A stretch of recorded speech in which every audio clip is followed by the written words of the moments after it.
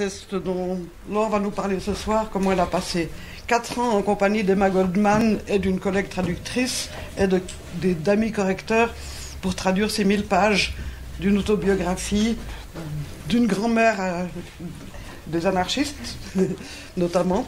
Donc on a quelques bouquins et quelques objets en vente ici, et puis naturellement tous les livres qui sont présentés là, et beaucoup d'autres, vous les trouvez au CIRA, vous pouvez les lire sur place ou les emprunter. Vous êtes les bienvenus tous les après-midi de 4 à 7 du mardi au vendredi. Avenue de Beaumont 24. Avenue de Beaumont 24, je pense. Oui, il y a des présentations là. Et on fait cette série ici à l'espace autogéré parce qu'on a des liens d'amitié anciens, durables avec ce lieu, et qu'il y a quand même plus de place qu'au CIRA, et qu'on trouve que c'est sympathique d'avoir de la place pour bavarder, boire un verre, manger. Donc il y a quand même un petit bol si vous voulez absolument soutenir les frais que représente cette série de conférences, présentations, débats. Donc il va y avoir une présentation, et puis ensuite le débat sera ouvert. N'hésitez pas à poser des questions, à dire votre avis, à commenter ce que vous voulez. Donc la présentation est enregistrée par Libradio. Ensuite le débat, pas forcément. Pas de photographe, pas de prise d'identité, pas de problème. Je laisse la parole à Laure. Pour actualiser, pour répondre à la question qu'ont-ils ou encore à nous dire aujourd'hui, je voulais vous présenter en fait donc la première version intégrale des mémoires d'Emma Goldman traduite en français, qui a été publiée donc en novembre 2018 par les éditions L'Échappée, qui s'appelle donc Emma Goldman, Vivre ma vie, une anarchiste au temps des révolutions, voilà, qui est un magnifique ouvrage parce qu'il rend vraiment hommage à ce qu'a été Emma Goldman. Et je voulais dire que cet ouvrage a pu voir le jour grâce vraiment au travail collectif qui a été fait, puisque, comme a dit Marianne, on était deux traductrices, mais on a travaillé aussi avec 2 autres amies qui ont relu tous les chapitres, qui ont fait des corrections, et aussi on a travaillé de façon très très collective avec l'éditeur. Donc c'est grâce à ce travail collectif qu'on a pu venir à bout de ce travail, ce travail de traduction. Et il y a aussi un magnifique cahier photo. Il y a un index. Donc c'est un très très très très très bel objet, comme on dit dans le monde de l'édition. C'est un bel ouvrage. Voilà. Donc donc Emma Goldman, elle a donc rédigé ses mémoires. Elle a commencé à les rédiger en 1928. À l'époque, elle était exilée en France. Elle était à Saint-Tropez. C'était pas du tout le Saint-Tropez qu'on imagine aujourd'hui. C'était encore un petit village de pêcheurs. Elle vivait là dans une maison que des amis lui avaient achetée. Elle a commencé donc à rédiger son autobiographie en 1928. Elle a fini en 1931. Et elle a été publiée, donc elle a rédigé en anglais. Elle a été publiée aux États-Unis sous le titre de Living My Life. On sait que c'est un livre qui n'a pas été beaucoup vendu parce que d'abord il était très cher et on était en pleine crise économique. Et Marianne Henkel m'a envoyé récemment, elle a retrouvé dans les archives, parce que je trouve c'est intéressant, parce que une lettre donc de Lily Rupertus, qui est adressé à Nettlau, à Franz Nettlau, Max Nettlau, pardon. Voilà, qui vient de Bourg-la-Reine et qui est daté du 20 décembre 1931. Et la lettre dit ceci, c'est un extrait très court. Tout à l'heure, Emma Goldman est venue déjeuner ici. Elle est désolée que son livre, Les Mémoires, ne marche pas du tout à cause du prix exagéré, $7 et elle espère toujours trouver des conférences à faire à l'étranger. Mais nulle part, il y a assez d'argent pour les lui payer suffisamment. Elle vous enverra son livre, 2 volumes ces jours. Effectivement, le livre a été 2 fois plus cher que ce qu'elle avait convenu avec l'éditeur. Et en plus, elle voulait le faire en un seul volume et l'éditeur l'avait publié en 2 volumes. Voilà. Donc, on sait par contre que le livre il a été très bien reçu par la presse, notamment aux États-Unis, mais il a été peu vendu. Mais on sait qu'il a beaucoup circulé de main à main et surtout dans les bibliothèques. Et puis après, il y a eu 40 ans de silence. Et il a fallu attendre 40 ans pour qu'aux États-Unis, donc il a fallu attendre les mouvements de contestation aux États-Unis dans la fin des années 60, le renouveau du mouvement féministe aux États-Unis, pour qu'on republie Emma Goldman aux États-Unis, voilà, pour qu'on la republie, et pour que on publie aussi Emma Goldman en langue française, qu'on ait connaissance d'Emma Goldman en langue française. Donc peut-être ici, beaucoup d'entre vous ont lu l'épopée d'une anarchiste. En tout cas, voilà, on fait partie d'une génération qui avons lu l'épopée d'une anarchiste, qui a été ensuite réédité. Il est paru en 1979, d'abord aux éditions Hachette, et ensuite il y a eu plusieurs rééditions. La dernière réédition s'est appelée De l'amour et des bombes. Et on l'a lu en pensant que c'était la traduction en fait des mémoires d'Emma Goldman. Et en fait, c'est seulement une adaptation de ces mémoires, c'est-à-dire c'est une version très très abrégée, très raccourcie de la version intégrale. La majorité des coupures, en fait, elles portent sur les années américaines. Or, les années américaines, c'est vraiment les années où Emma Goldman, elle est devenue ce qu'elle a été, elle s'est formée. Et c'est aussi ce qui correspond à la majeure partie des années de sa vie, puisqu'elle a vécu 35 ans de sa vie aux États-Unis. Voilà, donc... et surtout qu'à travers le livre d'Emma Goldman, on plonge pas simplement dans sa vie qui est passionnante, mais on plonge aussi dans l'histoire des mouvements d'émancipation qui ont traversé les États-Unis de la fin des années 1880 jusqu'à la fin de la Première Guerre mondiale. On plonge dans l'histoire du mouvement radical, du mouvement anarchiste aux États-Unis. Voilà, donc, et c'est une histoire qui est en fait assez peu connue du public francophone. Avant d'aborder plus spécifiquement la vie d'Emma Goldman, je voulais vous dire quelques mots sur notre travail de traduction, parce que dès qu'on s'est mis à la traduction, on s'est rendu compte qu'il y avait énormément d'erreurs dans son autobiographie.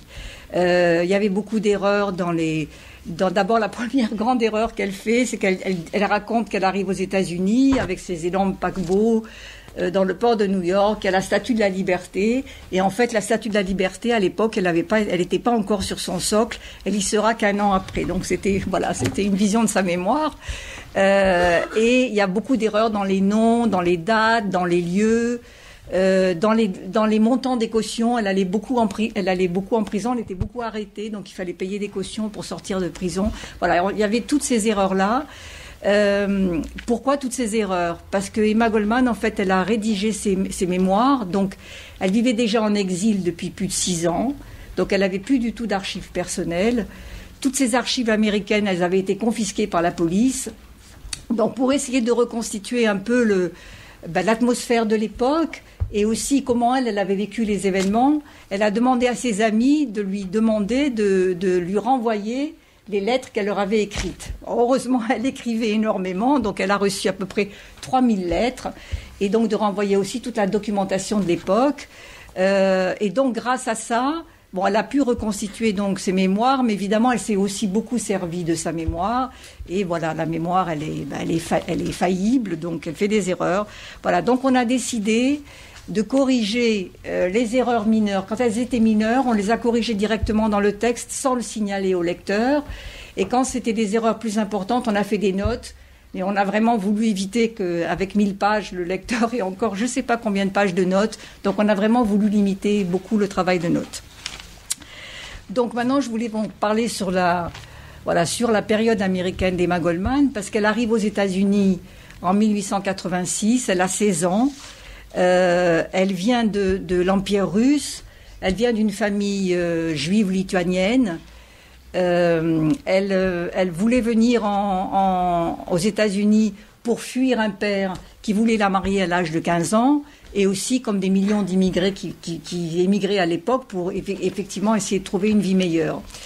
Et depuis l'âge de 13-14 ans, elle travaillait comme ouvrière dans la confection. Donc voilà, c'est dans ces conditions-là qu'elle arrive aux États-Unis. Et peu de temps après son arrivée, en mai 1886, il y a les événements de Haymarket Square à Chicago. Bon, je pense que beaucoup d'entre vous connaissent, mais je peux les dire rapidement. Donc, Haymarket Square à Chicago, on est en pleine période. Le mouvement ouvrier à l'époque se bat pour la semaine, pour demander la semaine des 8 heures. La journée. Oui, pour demander la journée de 8 heures, pardon. Merci. C'est une très bonne idée. Pour demander la journée de 8 heures, le mouvement ouvrier est très très puissant à Chicago et le mouvement anarchiste est aussi très puissant à Chicago. Il y avait eu beaucoup de manifestations, mais un jour il y a une manifestation pacifiste qui dégénère, une bombe avait explosé dans la foule. Il y a eu des flics qui ont été tués, des grévistes qui ont été tués, et on a immédiatement accusé 8 militants anarchistes d'avoir jeté la bombe. Bon, à l'heure d'aujourd'hui, on n'a toujours pas prouvé que c'était eux qui avaient jeté la bombe, et d'ailleurs il y en avait un certain nombre qui n'étaient pas présents sur les lieux de la manifestation. Donc, l'hystérie anti-anarchiste s'est développée. Et 4 anarchistes ont été condamnés donc à la prison, à la pendaison, 3 à la prison à vie et 1 s'est suicidé en prison. Et ces événements-là, ont complètement bouleversé la jeune Emma Goldman qui a 18 ans. C'est vraiment ces événements-là qui vont être fondateurs de son engagement dans le mouvement anarchiste et qu'elle va jamais quitter le mouvement anarchiste jusqu'à la fin de sa vie. Et à elle, comme d'autres figures du mouvement révolutionnaire à l'époque, comme Voltairine de Cleyre, par exemple, comme Bill Haywood, comme Kate Austin, comme beaucoup d'autres de l'époque, c'était des événements qui les ont vraiment bouleversés, qui ont décidé de leur engagement militant. Quand elle était arrivée aux États-Unis, elle n'était pas arrivée à New York, elle avait rejoint sa famille qui vivait au nord de l'État de New York. Et donc elle vit là 3 ans, je crois, ou 4 ans, et à l'âge de 20 ans, elle prend sa machine à coudre, puisqu'elle était toujours ouvrière dans la confection, et elle décide de débarquer à New York. Donc elle arrive seule avec sa machine à coudre, et le jour même de son arrivée, elle avait quand même quelques adresses qu'on lui avait données, que des anarchistes juifs, de langue yiddish, anarchistes juifs lui avaient données. Donc elle arrive à New York, et le jour même de son arrivée, elle rencontre Alexander Berkman, qui va devenir son premier compagnon de vie, et puis ensuite avec qui ils vont rester amis et compagnons de lutte jusqu'à la fin de leur vie. Et elle rencontre aussi Johann Most. Et qui était Johann Most ? Johann Most, c'était un social-démocrate allemand qui était devenu anarchiste, qui était donc exilé d'abord en Angleterre et ensuite aux États-Unis, et qui publiait un journal qui s'appelait Die Freiheit, que Emma Goldman lisait de façon assidue depuis les événements de Haymarket Square. Et Johann Most, c'était un très très grand orateur. C'était vraiment un orateur très très redouté. Et très vite, il va découvrir que Emma Goldman a des dons d'oratrice. Et elle va effectivement devenir une oratrice très importante. Alors d'abord dans le mouvement ouvrier de langue allemande et de langue yiddish, puisque le mouvement ouvrier à cette époque-là était très important. Il y avait une classe ouvrière immigrée très importante qui vivait à New York, qui venait d'Europe centrale, qui venait d'Allemagne, qui venait de Russie, qui venait de Scandinavie. Donc on parlait l'allemand, on parlait le yiddish. Et le mouvement anarchiste était aussi très puissant dans tout ce milieu-là. Donc elle devient une oratrice très reconnue dans ce milieu-là. Mais elle a l'intelligence, et ça c'est extraordinaire avec Emma Goldman, c'est qu'elle a l'intelligence de comprendre que pour étendre la propagande anarchiste, il ne faut pas rester dans le milieu du ghetto, dans le milieu immigré, il faut aussi s'adresser au public américain, aux ouvriers américains. Elle avait appris l'anglais de façon autodidacte en arrivant aux États-Unis. Elle parlait déjà le yiddish, elle parlait déjà l'allemand, le russe, puisque c'était les langues dans lesquelles elle avait été élevée. Et donc à partir de ce moment-là, où elle décide donc d'étendre la propagande de langue anglaise, de s'adresser au public américain. Elle va sillonner les États-Unis d'est en ouest. Elle passe vraiment sa vie dans les trains pour donner des conférences. C'est des conférences. Alors, elle pouvait à des années où elle a donné énormément de conférences. En 6 mois, elle pouvait donner 150 conférences qui couvraient 50 villes. Des villes qui se trouvaient dans 25 États, c'est-à-dire qu'elle passait vraiment sa vie dans les trains. Et ces conférences étaient très suivies, il y avait une affluence très importante. C'était des dizaines de milliers d'ouvrières et d'ouvriers qui venaient assister à ces conférences. On peut pas comprendre en fait le rôle qu'a eu Emma Goldman l'importance qu'elle a eue, sans resituer en fait le contexte de l'époque, de qu'est-ce que c'était la vie de la classe ouvrière à l'époque aux États-Unis. C'est une période d'intense agitation sociale. L'exploitation de la classe ouvrière était absolument effroyable. Il y avait peu d'organes de médiation, c'est-à-dire qu'il n'existait pas aux États-Unis de partis réformistes comme la social-démocratie qui existait en France, qui existait en Allemagne. Il y avait peu de syndicats. Enfin, les syndicats n'avaient pas encore beaucoup de force. Et les grèves étaient absolument... c'est très sympathique. Et les grèves étaient vraiment massives. Quand c'était des dizaines de milliers d'ouvrières et d'ouvriers qui se mettaient en grève dans le secteur des mines, dans le secteur du textile, et le patronat ne connaissait qu'une réponse, ils engageaient en fait c'était la répression, c'est-à-dire qu'ils engageaient très souvent des milices privées, comme la fameuse agence des Pinkerton, et on tirait à balles réelles sur les grévistes. Voilà, c'est ça le contexte dans lequel Emma Goldman va intervenir aux États-Unis. Et elle va intervenir dans les luttes ouvrières, dans les manifestations de chômeurs. Et quand elle intervient, elle défend toujours, et ça reste complètement d'actualité, elle défend toujours la prise en main par les exploités de leur propre lutte, hors des bureaucraties syndicales, hors des partis politiques. Elle défend l'action directe, c'est-à-dire le fait qu'on doit se dégager de l'action de la négociation qui est menée en fait par les bureaucraties syndicales pour essayer de défendre les objectifs de la lutte. Voilà, c'est ça qu'elle met en avant quand elle intervient dans les grèves, dans les manifestations de chômeurs.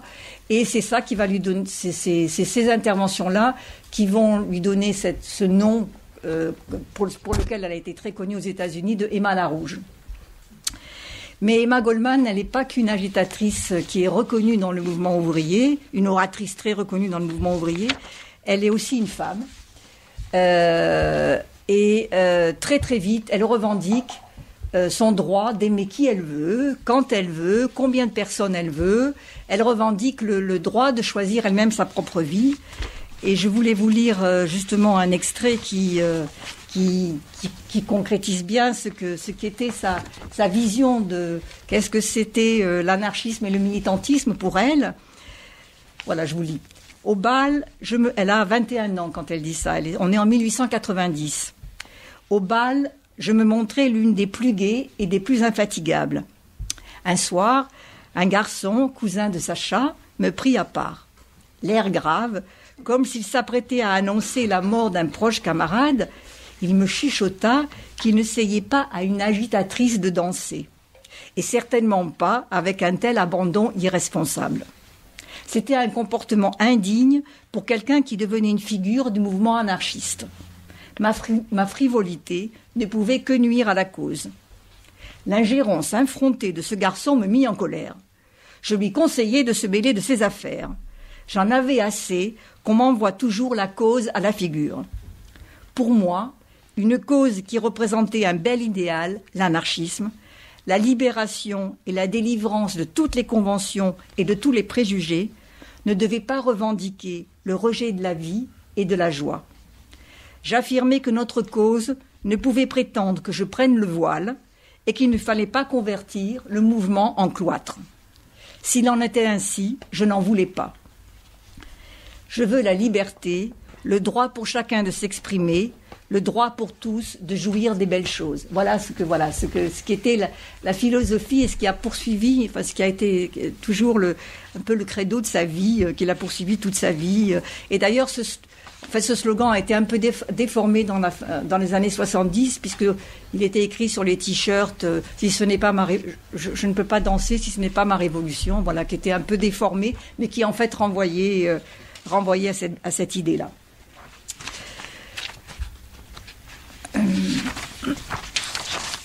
Donc le combat pour l'émancipation des femmes va faire vraiment partie de ces combats les plus très importants. quand elle donne des conférences, voilà, elle donne des conférences sur des thèmes autant aussi divers que la femme nouvelle, les fondements de la morale, la sexualité, l'amour libre, l'homosexualité. Il faut se rendre compte, on est en 1890-1900, c'était un sujet absolument tabou de parler de façon publique de l'homosexualité. Voilà, donc elle donne toujours ces conférences sur ces thèmes-là, qui sont des conférences très suivies. Il y avait des dizaines de milliers de personnes qui venaient assister à ces conférences. Mais Emma Goldman, elle va s'affronter au mouvement féministe de l'époque. C'est-à-dire le mouvement féministe de l'époque, qu'on est aux États-Unis, c'était un mouvement féministe qui prônait avant tout, c'était le mouvement des suffragettes, qui prônait avant tout donc le droit de vote et le droit de travailler. Et évidemment, Emma Goldman pensait que la femme devait aller, l'émancipation de la femme devait aller, ça devait être bien autre chose que ça, que la femme devait repenser absolument toute sa place dans la société. C'était ça le rôle de la femme. Elle devait repenser sa place, elle devait s'affranchir du poids du passé, du poids des traditions. Voilà, c'était ça son objectif. Donc c'était bien au-delà du droit de demander du travail ou du droit de vote. Et elle n'hésitait pas devant des parterres de femmes, ce qui lui a tiré quand même beaucoup d'agressivité de la part des femmes, de montrer aussi que les femmes avaient aussi une responsabilité dans la reproduction de la domination masculine. Voilà, elle n'hésitait pas de dire que les hommes avaient une responsabilité, mais aussi les femmes, puisque c'était elles qui étaient au plus près de l'enfant et qui reproduisaient aussi cette domination.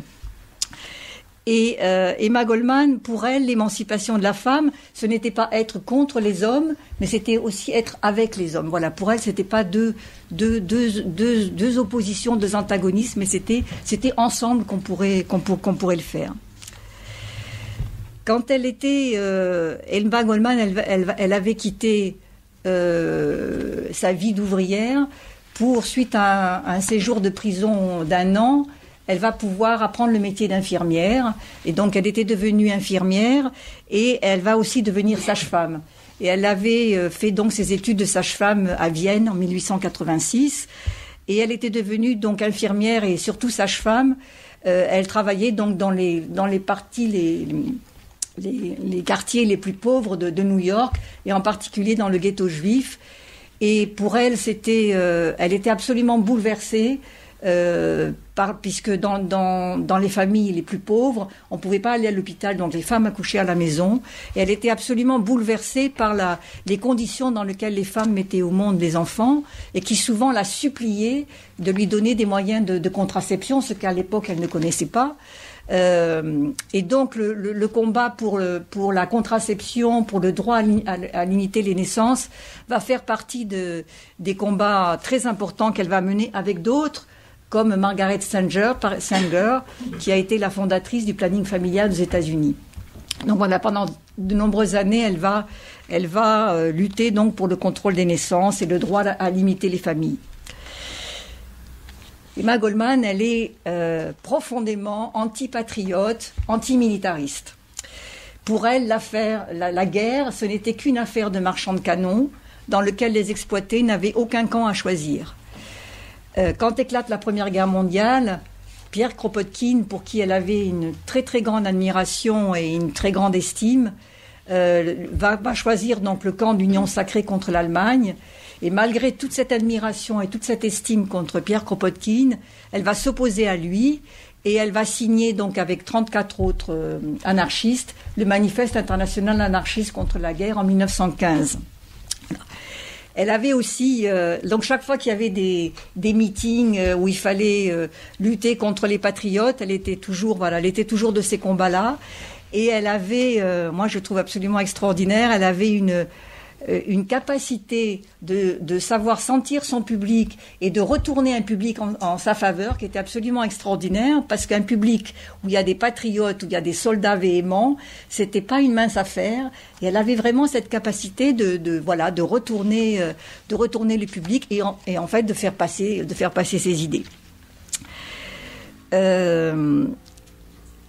Parler aussi des années américaines d'Emma Goldman, de ces années américaines, c'est aussi parler de ces combats qu'elle a menés avec les EWW. Donc les EWW, c'était le syndicat, syndicaliste révolutionnaire qui s'était constitué en 1905 à Chicago. qui défendait l'organisation à la base et qui en fait regroupait, donc à l'intérieur d'une firme, il regroupait tous les ouvrières, les ouvriers, donc quel que soit leur genre, quel que soit leur pays d'origine et quel que soit leur métier, il les regroupait dans un même syndicat. Et ça, contrairement au syndicat américain de l'époque, qui s'appelait American Federation of Labor, qui lui, en fait, était organisé par corporation et qui regroupait essentiellement les ouvriers américains. Donc pendant de nombreuses années, Emma Goldman va lutter avec les IWW pour défendre la liberté d'expression. J'ai parlé tout à l'heure donc des conditions de comment la répression était extrêmement puissante contre les grèves ouvrières, mais c'était aussi la même chose contre les meetings, contre les rassemblements du mouvement qui existait dans le mouvement radical, dans le mouvement anarchiste. Très très souvent les meetings étaient interdits. Quand ils n'étaient pas interdits, ils étaient interrompus par la police, qui interrompait le meeting et le meeting était dissous. Ou quand c'était pas le cas, le meeting se déroulait avec je ne sais pas combien de policiers, en particulier de policiers en civil. Donc pendant de nombreuses années, ils vont défendre le droit à la liberté d'expression. Il faut dire qu'en 1903, le Sénat avait voté une loi qui interdisait à tous les anarchistes d'arriver sur le sol américain. Donc, si on était pris en tant qu'anarchiste sur le sol américain, on était menacé immédiatement d'expulsion. Voilà, donc elle va lutter pour la liberté d'expression et elle va lutter aussi avec les IWW pour défendre, dans de nombreuses luttes ouvrières qui vont secouer les États-Unis à cette époque-là. Donc, évidemment, pour tous ces combats, elle va faire l'expérience de la prison à différentes reprises. Et elle consacre plusieurs chapitres dans son livre à décrire les conditions de vie qui régnaient dans les prisons de femmes, en particulier les conditions de travail. Et je voulais vous lire justement un petit extrait là-dessus, parce qu'elle se sentait toujours extrêmement solidaire de ses co-détenus qui en général étaient les femmes qui vivaient les conditions de vie les plus effroyables et dont elle se sentait toujours profondément solidaire. Voilà, je vous lis donc un extrait. « J'avais atteint ce que mes compagnes d'infortune dans la prison ambitionnaient par-dessus tout, la catégorie A. Toutefois, le mérite ne m'en revenait pas entièrement, puisque je n'arrivais toujours pas à réaliser la pleine charge de travail. Je le devais en réalité à la gentillesse de plusieurs jeunes femmes de couleur dans l'atelier. Que ce fût à cause d'une plus grande force physique ou d'une plus longue expérience de la corvée, les détenues noires parvenaient en général à de meilleurs résultats que leurs consoeurs blanches. Certaines avaient acquis une telle dextérité qu'elles arrivaient à tout terminer avant 15 heures. Pauvres, isolées et ayant cruellement besoin d'un peu d'argent, elles donnaient un coup de main à celles qui prenaient du retard. En échange de ce service rendu, elles recevaient 5 cents pour une veste. La majorité des blanches étaient malheureusement trop pauvres pour payer. J'étais vue comme la milliardaire et mes ressources financières furent fréquemment sollicitées pour l'accord de « prêt » entre guillemets, demande auquel j'accédais volontiers. Cependant, les filles qui m'aidaient dans mon travail refusaient toute rémunération. Elles se sentaient d'ailleurs blessées à la simple évocation d'une telle perspective. Je partageais ma nourriture et mes livres, protestait-elle. Comment pouvait-elle accepter mon argent ? La veille du 27 juin, mes amis de couleur me présentèrent l'équivalent d'une pleine corvée de vestes pour le lendemain. Elles s'étaient souvenues de mon anniversaire. Ce serait vraiment bien si pour cette journée, Mademoiselle Emma n'avait pas à aller à l'atelier, avait-elle dit. Le lendemain matin, ma table croulait sous les lettres, les télégrammes et les fleurs envoyés par ma famille et mes camarades, sans parler des innombrables colis d'amis de différents coins du pays. J'étais fière d'être l'objet de tant d'amour et d'attention, mais rien ne me toucha autant que ce cadeau offert par mes malheureuses co-détenues. Voilà. Et je voulais dire aussi une autre anecdote qui je trouve est aussi intéressante, qui donne un peu l'ambiance de la prison et de ses co-détenus. Il a, au contraire, toute adolescente qu'elle était, partagé ma conception de la vie et mes valeurs. Enfant prolétaire qui connaissait la misère et les privations, elle possédait une grande force et une conscience sociale. Gentille et bienveillante, elle était comme un rayon de soleil, remontant le moral des autres prisonnières et m'apportant une joie immense. Les femmes se tournaient avidement vers Hilla, bien qu'elle restât une énigme pour elles. « Pourquoi as-tu été coffrée ?» lui demanda une des détenues. « Pour vol à la tire ? Non. Pour racolage ? Non. Trafic de drogue ? Non. » répondit Hilla en riant. « Rien de tout ça. Alors qu'est-ce que tu as bien pu faire pour écoper de 18 mois ? » « Je suis une anarchiste, répondit-elle. Les filles trouvaient bizarre d'aller en prison simplement parce qu'on était quelque chose. C'est un très joli morceau. Voilà, donc elle fait l'expérience de la prison plusieurs reprises. Et au moment donc de l'entrée en guerre des États-Unis en avril 1917, très vite, donc Emma Goldman, Alexander Berkman et de nombreux camarades, ils vont évidemment se prononcer contre la guerre et contre la conscription des jeunes gens qui devaient donc se déclarer pour partir à la guerre. Et donc ils vont constituer des ligues anti-conscription dans de nombreuses villes des États-Unis. Et la répression du gouvernement américain contre tout le mouvement donc, qui va se développer contre la guerre va être absolument impitoyable. Il va y avoir la loi sur l'espionnage qui va être créée donc, en juin 1917 qui déclarait que toute propagande antimilitariste était illégale.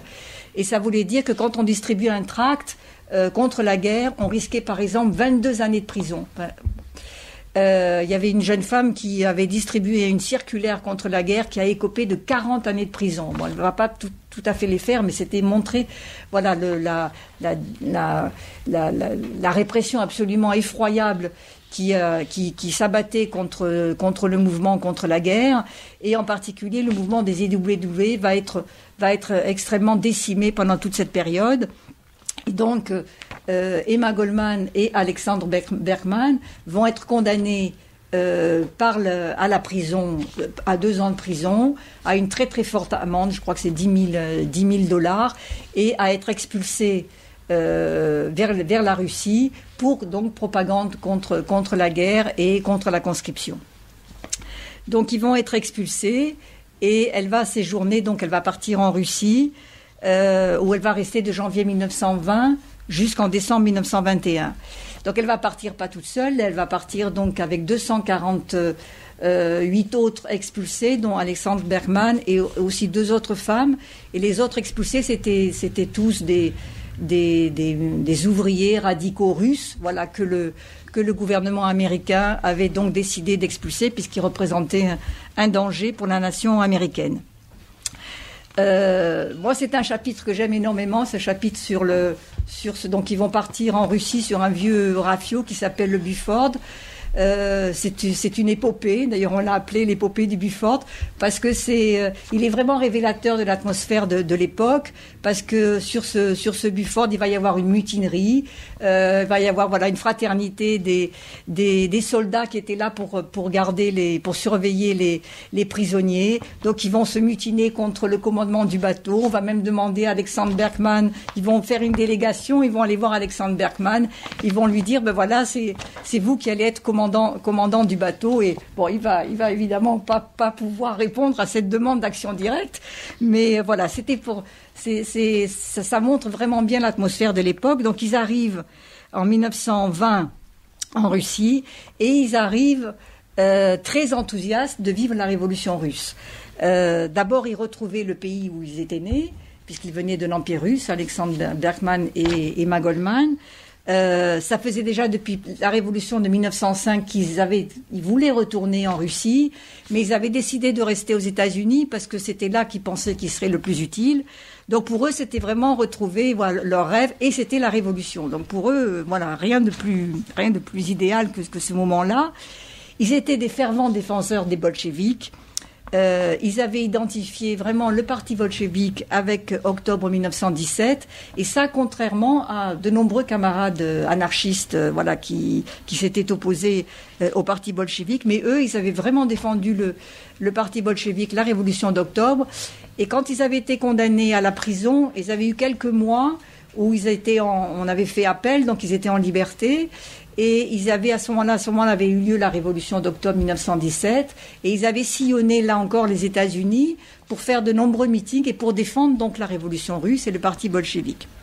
Donc ils arrivent fervents défenseurs du parti bolchevique, mais évidemment la réalité ne va pas être du tout celle qu'ils avaient rêvée. Ce chapitre, il fait 202 pages, c'est le chapitre 52. C'est un document historique extrêmement important parce que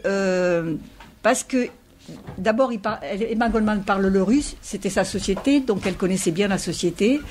Ils vont rester 2 ans en Russie, donc ils ont vraiment le temps de s'imprégner de l'atmosphère qui régnait en Russie. Et elle et Alexandre Berkman, ils vont beaucoup circuler dans les marchés, dans les gares. Et contrairement aux délégués étrangers qui venaient en fait en Russie à cette époque-là et qui étaient chaperonnés par le parti bolchevique et qui restaient juste que quelques semaines, eux, ils vont rester 2 ans. Donc vraiment, ils ont le temps de s'imprégner de la situation. Mais ce qu'elle découvre, c'est la misère absolument terrible, la faim pour la grande majorité, la famine pour la grande majorité de la population. Il n'y a pas de bois pour se chauffer, il fait très froid en Russie. Les marchés sont vides. Le parti bolchevique n'a pas mis encore en place de forme de réquisition nouvelle, donc les marchés sont vides et on réquisitionne les paysans de leur récolte. Elle découvre que les dirigeants bolcheviques, ils ont des privilèges, ils voyagent pas dans les mêmes conditions que la majorité de la population, les rations de nourriture ne sont pas les mêmes, les conditions de logement ne sont pas les mêmes, donc elle découvre les privilèges, elle découvre l'existence d'une bureaucratie, c'est-à-dire que de plus en plus dans les usines, arrive une couche de parasites qui est là pour contrôler le travail, pour aussi contrôler la vie administrative, mais qui en fait contribue à ce que tout sentiment d'initiative disparaisse. C'est-à-dire toutes les initiatives sont absolument ne sont pas à l'ordre du jour. Donc ce qui contribue à aggraver effectivement la misère. Elle découvre la corruption et elle découvre la répression. Et en particulier, elle découvre la répression contre les militants anarchistes, c'est-à-dire les premiers qui, avec les bolcheviks, ont fait la révolution d'octobre. Ça va être les premiers donc qui vont aller en prison et qui vont aller donc. Et elle découvre que la répression se fait de plus en plus importante. Mais Emma Goldman, et c'est ça qui fait, moi je le trouve, qui fait qu'elle est très intéressante, qu'elle est très intéressante à l'heure d'aujourd'hui, c'est qu'elle est absolument pas dogmatique. C'est-à-dire que elle a des convictions, elle a vraiment des convictions profondes, mais elle ne regarde pas la réalité avec les lunettes idéologiques. C'est-à-dire que face à la réalité, elle la regarde et elle confronte avec ses idées, et elle essaye de voir qu'est-ce qui ne va pas. Et donc, elle doute beaucoup, elle questionne beaucoup, et elle cherche des explications à ce qui est en train de se passer. Quand ils étaient arrivés en Russie, donc elle et Alexandre Berkman étaient déjà donc des révolutionnaires très connus aux États-Unis, et ils étaient aussi connus donc par les grands leaders bolcheviques en Russie. Donc ils étaient arrivés en fait de façon plus ou moins officielle. Ils avaient été accueillis de façon officielle par le parti bolchevique. Donc elle va pouvoir avoir accès, elle et Alexandre Berkman, aux grands leaders, on va dire, bolcheviques. Donc ils vont rencontrer par exemple Alexandra Kollontai, qui était une grande figure du mouvement, du mouvement féministe en Russie, qui a fait paraître un livre en 1973 qui s'appelait Le marxisme et la révolution sexuelle, qui s'est beaucoup intéressé à la question des femmes.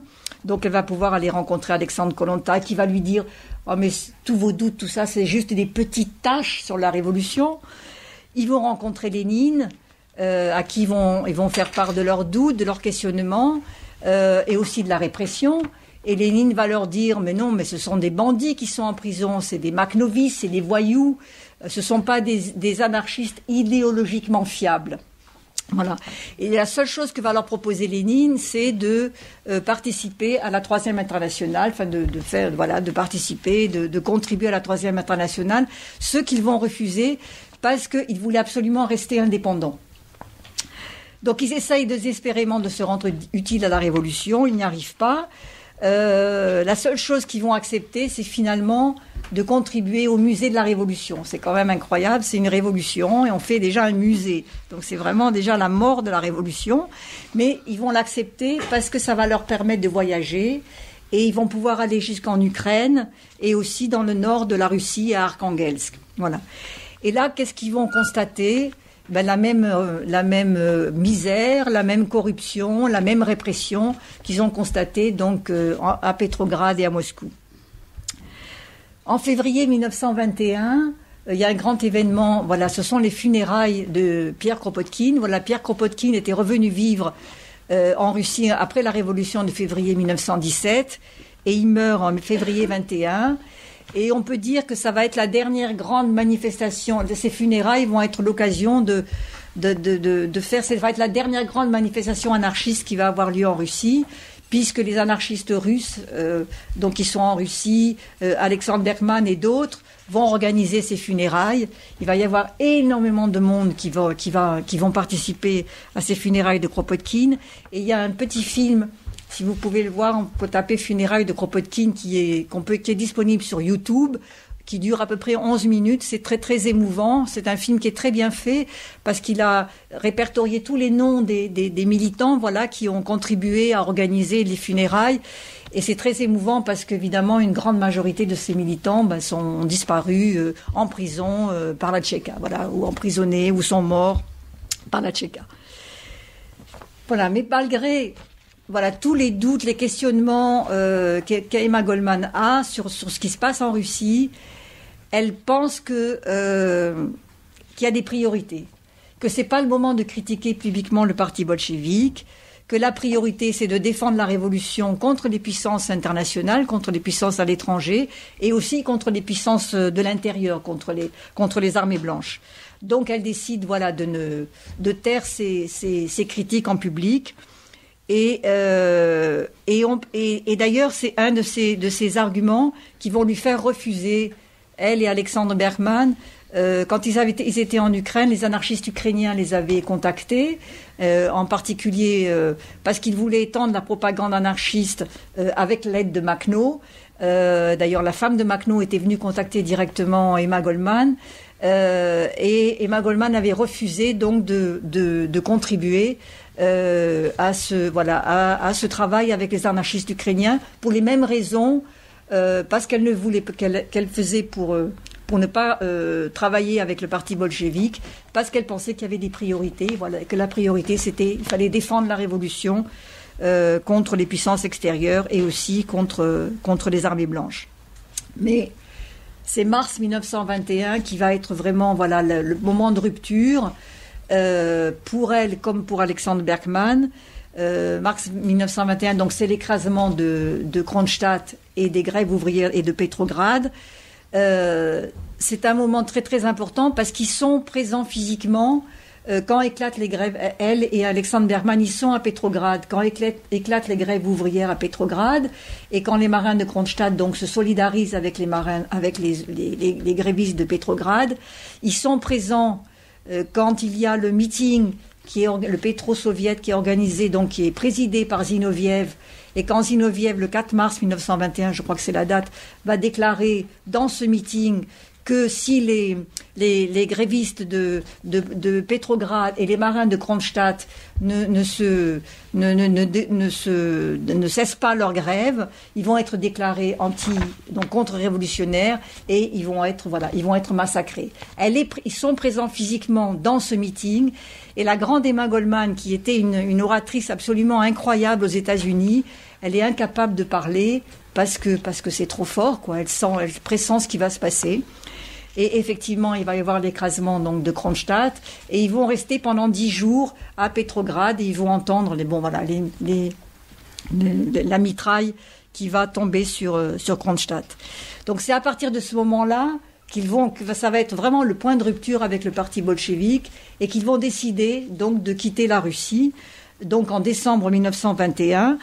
Mais ils décident de quitter la Russie non pas parce qu'ils avaient peur pour leur vie, ils étaient des révolutionnaires très connus à l'étranger, donc ils pensaient que la Tchéka, qui était donc la police du parti bolchevique, on n'allait pas les mettre en prison, on n'allait rien leur faire physiquement en tout cas, mais ils pensaient qu'à l'étranger, ce serait plus facile pour eux de dire ce qui était en train de se passer en Russie, de dire que c'était le parti bolchevique qui avait étouffé la révolution russe, et aussi pour continuer à défendre les prisonniers anarchistes qui étaient en Russie. Voilà, donc ils pensent que leur rôle sera ils seront plus utiles de quitter la Russie. Donc ils partent en décembre 1921 avec des passeports russes. Et là, depuis ce moment-là, voilà, ça va être les années d'exil qui vont durer pour Emma Goldman jusqu'en 1940 et pour Alexandre Berkman jusqu'en 1936. En 1923, on peut dire que Emma Goldman, ce sera une des premières voix, c'est pas la seule, mais une des premières voix qui va dénoncer à l'étranger ce qui se passe en Russie, qui va dénoncer donc la dictature du parti bolchevique. Elle va écrire pas mal d'articles pour les journaux américains. Elle va publier un livre que l'éditeur va complètement saboter, puisqu'il va saboter son titre et il va couper les 12 derniers chapitres de son livre. Donc il va être republié en 1925 dans sa globalité. Et j'en parle parce que ce livre a été traduit en 2017 sous le titre « L'agonie de la Révolution » par Les Nuits Rouges, donc en 2017. Et donc c'est une traduction, une publication, voilà, qui a mis beaucoup de temps pour arriver, mais il est paru. Par les Nuits Rouges, je l'ai dit. Et Alexandre Berkman, lui, va publier en 1925 donc le mythe bolchevique, qui a aussi été retraduit et publié par les éditions Klingsink aussi en 2017. Donc évidemment, leur position contre le parti bolchevique, vont être très très mal reçues. Parce qu'ils sont accusés par les communistes de faire le jeu des contre-révolutionnaires, et donc ils sont mis au banc politique, ceci dans des conditions donc de vie extrêmement précaires, extrêmement difficiles. D'abord parce qu'ils ont des visas qui sont renouvelés que pour des très courtes périodes. Alors Emma Goldman, elle va vivre donc en Suède, elle va vivre en Allemagne, elle va vivre en France, elle va vivre en Angleterre, elle va vivre au Canada. Alexandre Berkman, lui, va vivre en Allemagne, en Allemagne et en France. Il va mourir en France en 1936. Mais les visas qu'ils ont, c'est pour des très courtes périodes, parce qu'en général, le FBI et la Tchéka fait pression sur les gouvernements qui les accueillent pour leur renouveler. Voilà, quand on leur renouvelle, on leur donne le visa le plus court possible, ou on leur donne pas. Alors, pour essayer de contourner cette situation, en 1925, Emma Goldman va se marier, fait un mariage blanc avec James Colton, qui était un mineur gallois, qui était anarchiste. Donc, ça va lui permettre d'avoir la nationalité britannique. Et avec ça, elle va pouvoir voyager un peu partout, sauf aux États-Unis, où elle n'avait pas le droit d'aller. Donc, leurs conditions de vie matérielles sont extrêmement précaires. Emma Goldman survit beaucoup en donnant des conférences. Elle donne des conférences sur le théâtre, elle donne des conférences sur la situation sociale. Ils vivent plus, ils sont plus amants avec Alexandre Berkman, mais ils restent très très liés jusqu'à la fin de leur jour. Donc Emma Goldman contribue beaucoup à la vie matérielle d'Alexandre Berkman. Ils ont des conditions de logement aussi très précaires. Emma Goldman n'a pas de logement fixe. Elle va avoir juste pendant quelques années cette petite maison donc, où elle écrit son autobiographie à Saint-Tropez. Les conditions de vie sont aussi aggravées par le fait qu'ils n'avaient pas le droit, dans les pays où ils étaient, de pouvoir intervenir dans la vie politique. Ce qui pour Emma Goldman était très difficile. Elle n'avait pas le droit d'intervenir dans la vie, dans les meetings. Et elle, qui était une très grande oratrice et qui était profondément une combattante, pour elle, c'était extrêmement, extrêmement difficile. Donc le livre, ses mémoires s'achèvent en 1928, et après 1928, en fait, ça va être les mêmes conditions de vie qu'elle va vivre. Elle va continuer toujours à donner des conférences. Elle va intervenir sur la montée des dictatures en Europe, sur le régime nazi, la montée du régime nazi en Allemagne. En 1934, elle va réussir à à avoir un visa de 3 mois pour les États-Unis. Les États-Unis, c'était vraiment le pays où elle souhaitait revenir vivre, parce que c'était là où elle s'était formée. Mais voilà, on va lui donner seulement 3 mois pour visiter le pays. Elle n'avait pas le droit d'intervenir sur la situation sociale là-bas. Elle va essayer de détourner quand même les titres de ses conférences pour pouvoir dire quand même ce qu'elle avait à dire. Elle va aussi défendre la publication de son livre. Ensuite, elle va vivre au Canada et elle va revenir en Angleterre. Et en 1936, il y a le décès d'Alexander Berkman. Il décède à Nice. C'est un moment extrêmement, extrêmement difficile puisqu'ils étaient très, très, très liés. C'était vraiment c'était extrêmement, leur lien était extrêmement fort. Donc pour elle, c'est un moment très, très dur. Mais un mois après éclate la Révolution espagnole en 1936. Donc elle va être invitée par la CNT-FAI à aller en Espagne, où elle va aller donc à 3 reprises. Elle va y aller en 36, en 37, en 38. Elle va y rester à chaque fois 2-3 mois. Elle va évidemment être très très près de la Révolution espagnole. Elle va être en désaccord avec la direction de la CNT-FAI quand ils font la coalition avec le gouvernement Caballero. Elle va être en désaccord aussi avec leur attitude de conciliation envers le Parti communiste espagnol et évidemment avec les communistes russes. Mais elle adopte en fait la même politique qu'elle avait adoptée quand elle était en Russie, c'est-à-dire qu'il y a des priorités. En public, elle ne disait pas ses désaccords, mais elle le faisait dans de nombreuses lettres en fait qu'elle écrivait à ses amis.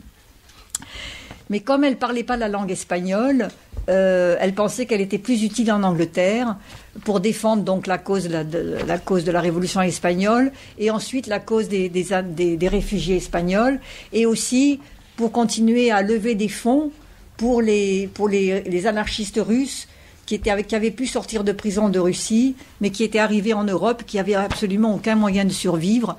Donc voilà, pendant des années, elle va lever des fonds, et Alexander Berkman aussi, pour leur permettre de subvenir à leurs besoins. Donc en une année avant sa mort, elle va vivre au Canada, à Toronto, et elle meurt en mai 1940.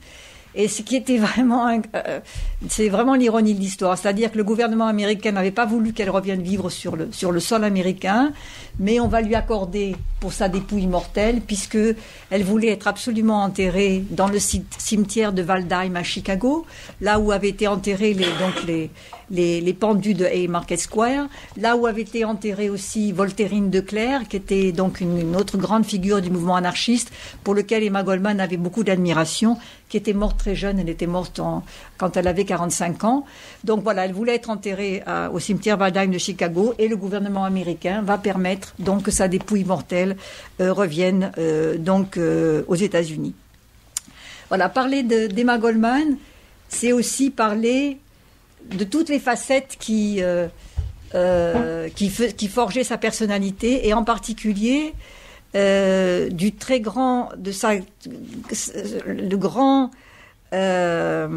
était extrêmement passionnée par l'art, c'est-à-dire pas toutes les formes au niveau artistique qui remettaient en question l'ordre établi, et qui essayait de penser comment on pourrait être une nouvelle société, comment pourrait être l'homme nouveau, la femme nouvelle.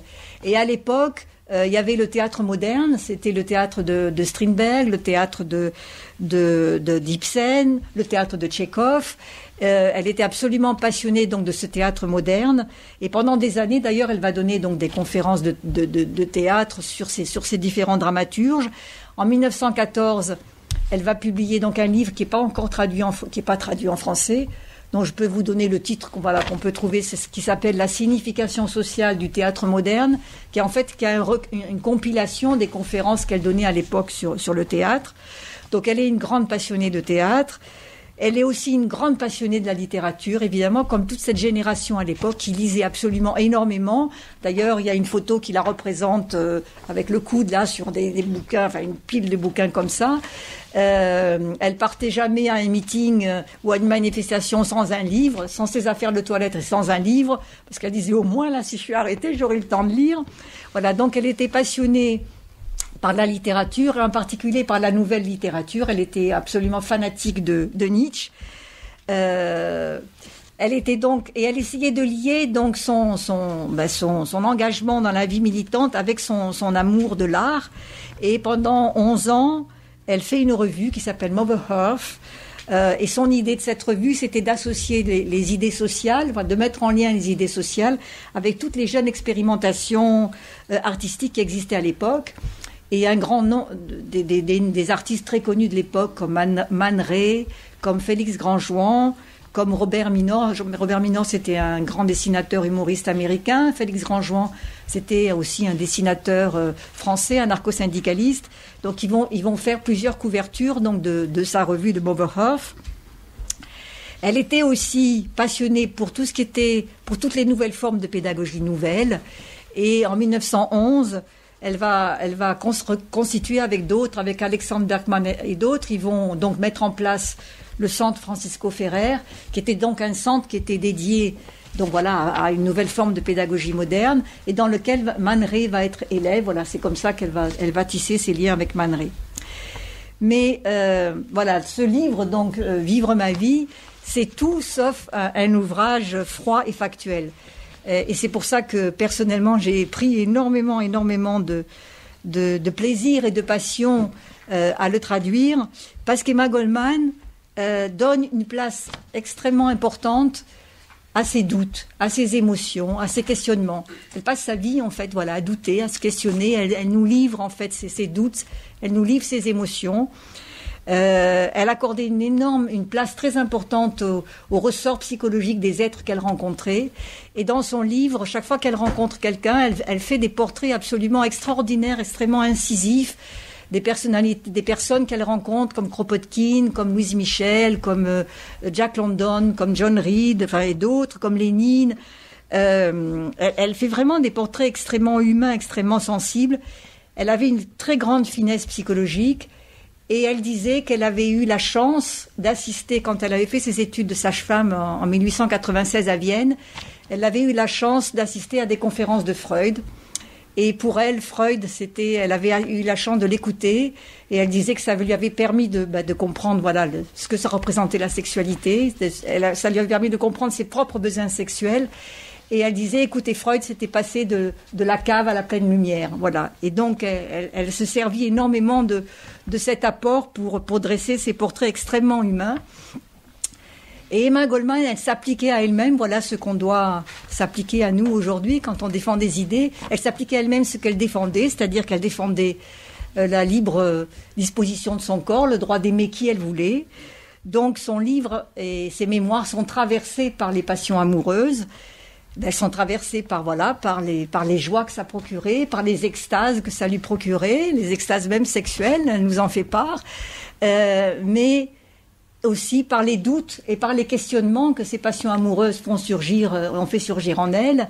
Elle nous fait partager ses passions pour Alexandre Berkman, pour Édouard Brady. Édouard Brady, c'était un anarchiste autrichien avec qui elle a vécu pendant 6 ans, une liaison très, très tumultueuse. Elle nous fait partager sa passion pour Ben Reitman, passion très très tumultueuse, et donc elle nous les fait partager en nous montrant en fait les contradictions que ça fait naître en elle-même.